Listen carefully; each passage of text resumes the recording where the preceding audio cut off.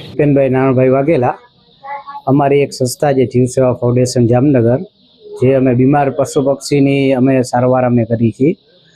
આજ રોજ અમને જૈન દેરાસર પાસે એક મુરગીના બચ્ચા સેલ કરતા અમને પકડેલા છે. એમને જે ગેરકાયદેસર રીતના સેલ કરતા હતા, તો એને અત્યારે અમે એ મુરગીના બચ્ચા જપ્ત કરીને અમારી પાસે અત્યારે રાખેલા છે.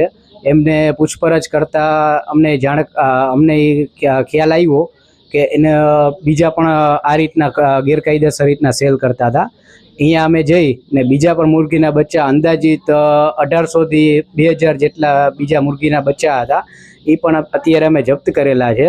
એ બધા જપ્ત કરેલા જે મુરગીના બચ્ચા છે એ આગળ એને ઉછેરવા માટે અમે ગણેશગઢ સંસ્થા જે બીજી, અહીંયા અમે એને સારવાર માટે ને આગળ એના ઓના માટે રાખેલા છે. અત્યારે સુંડલીમાં ગેરકાયદેસર રીતના વેચતા હતા કે જે ક્વોન્ટિટી એટલી હતી કે જેમાં 10 સમાતા હોય એમાં એ લોકો 50 એમાં રાખેલા હતા ગેરકાયદેસર રીતના. ખાવાનું પણ કાંઈ આપતા નહીં, પાણી પણ કંઈ આપતા નહીં. 2 થી 3 દિવસ લગી એને ભૂખ્યા રાખતા એમને, ને ગેરકાયદેસર રીતના એને કલર કરીને વેચતા હતા કે દેખાવમાં આવે એ રીતના ગેરકાયદેસર રીતના ટૂંકમાં વેચતા હતા.